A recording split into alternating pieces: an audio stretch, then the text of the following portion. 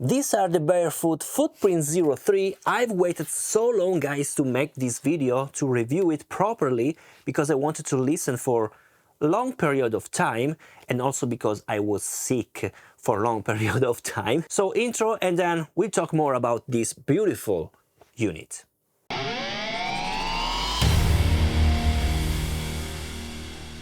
Hi guys, I'm Steex, audio video production. Welcome to my YouTube channel, welcome to my studio. As you can see, the place where I try out pro audio gear and also guitar gear related. Today I'm gonna show you this beautiful Footprint FP03.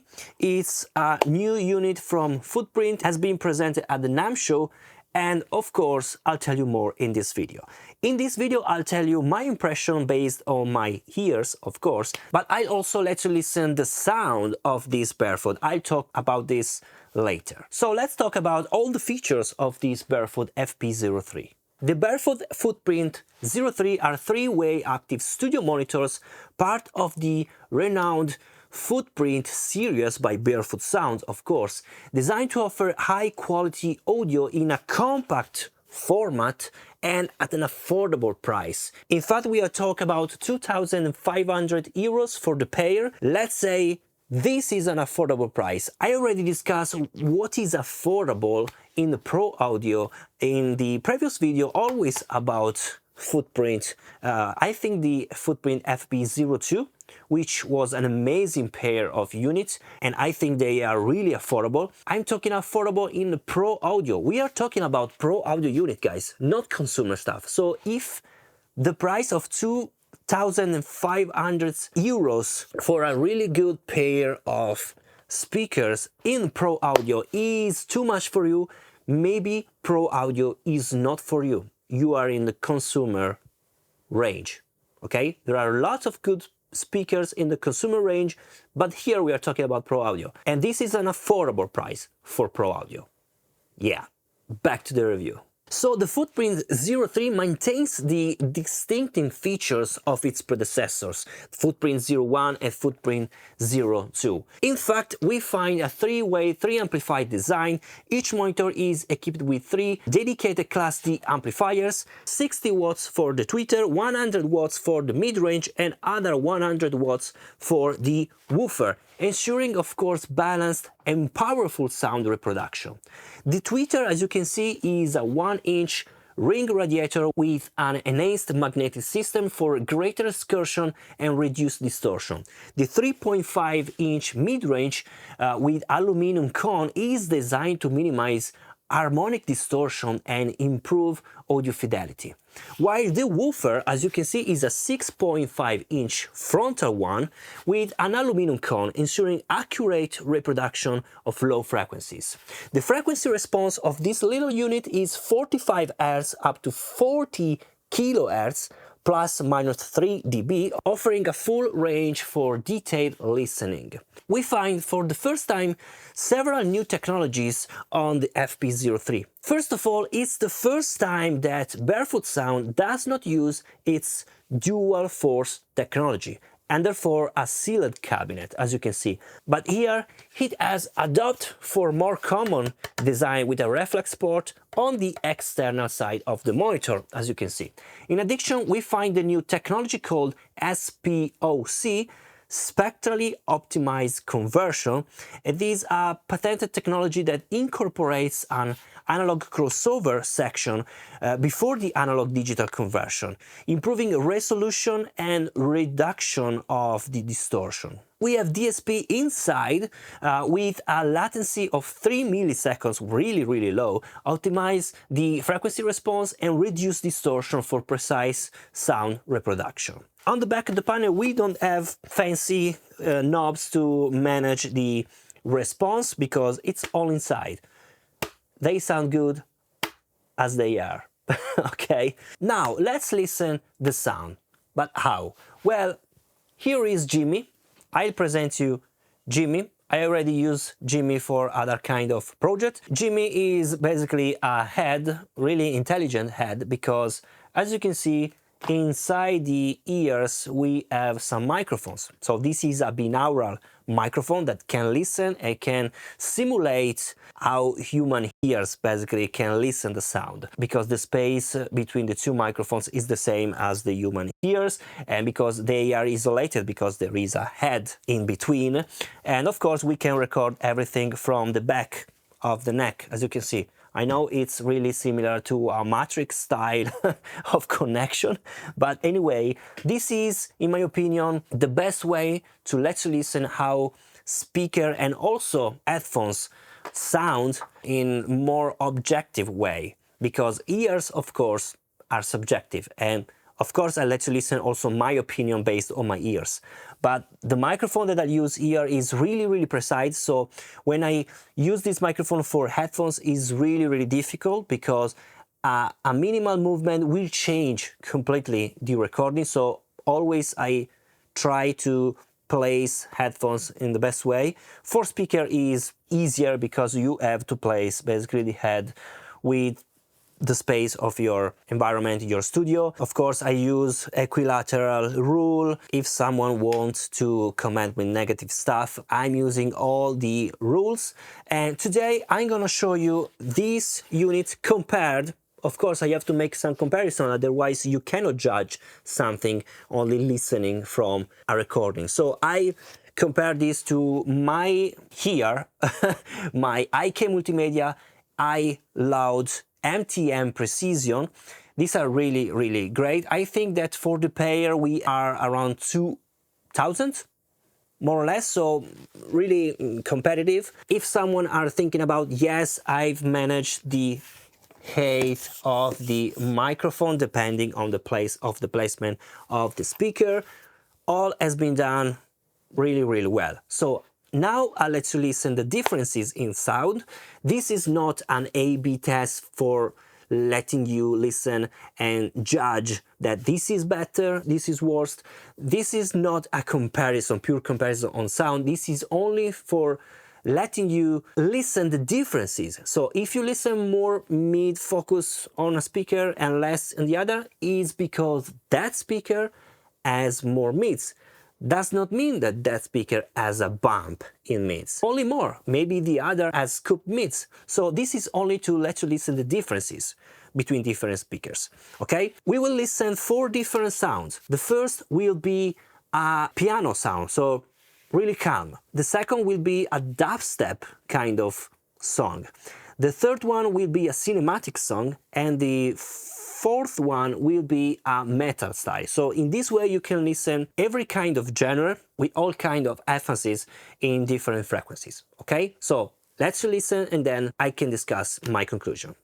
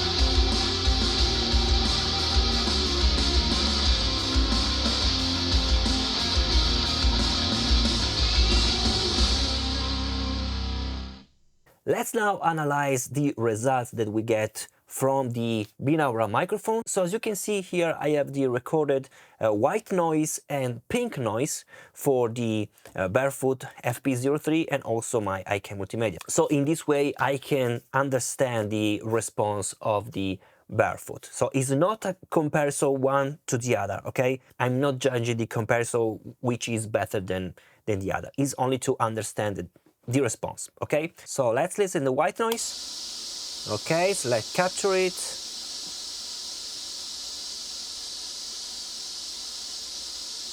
Okay, let's go now to the Barefoot. Let's record it. Okay. And stop it. Now we can see the differences here. Okay, this is too precise. Let me smoothing a bit so we can understand better the differences. Here we are. So, which are the differences? Let me explain. This curve, so this white curve, is basically the differences in the white noise between the iLoud and the FP03. So this means, as you can see, here we have the reference and this is written apply to. So this curve means that if you want to have the same response of the iLoud noise, in the Barefoot FP03, you have to boost or lower this kind of frequencies. So if you can see some boosting here, this means that the Barefoot FP03 has low frequencies in that range. Okay, so is lacking all this, not lacking. So compared to the 𝙬𝙤𝙢𝙀 multimedia, this means that the 𝙬𝙤𝙢𝙀 multimedia has more, of course, low frequencies, but more important, mid frequencies. At the same time, as you can see here, there is a cut in this frequency. This means that the Barefoot FP03 has too much pronounced that frequency. This is right because, as you know, the FP0, so the Footprint kind of series, has this pronounced boost on the 1 to 3 kHz, let's say. So is this one. So this means that you have to lower these frequencies to have the same frequency response of the 𝙬𝙤𝙢𝙀 multimedia. Okay, so in this graph, in my opinion, we can understand why I like personally much more the mid-range of the 𝙬𝙤𝙢𝙀 multimedia. So you can listen better the guitar, for example, and that's why, because this range is lacking on the Barefoot. As a bit scoped sound, so as lower mid frequencies and also just a bit lower, let's say, low frequencies. That's why, because we have two basically woofer on the 𝙬𝙤𝙢𝙀 multimedia, so we have just a bit more low end on the 𝙬𝙤𝙢𝙀 multimedia, but that's not a problem. As you can see, we are talking about 1.5 dB. That's a great problem here. I feel that there is a lacking on the mid-range on the Barefoot here, compared, of course, to my 𝙬𝙤𝙢𝙀 multimedia, because I'm used to use this right now, and I feel also the same as I'm seeing here on the graph. And this behavior is well known because the Footprint has this behavior, as just a bit pronounced frequencies on 2 and 3 kHz, let's say. Now let's see the pink noise, which is much more focused on the low end, okay? So we can see better this range of the low end. Again, let's clear everything and let's listen only the pink noise of the 𝙬𝙤𝙢𝙀 multimedia. Okay. Now let's see from the FP03. Let's record.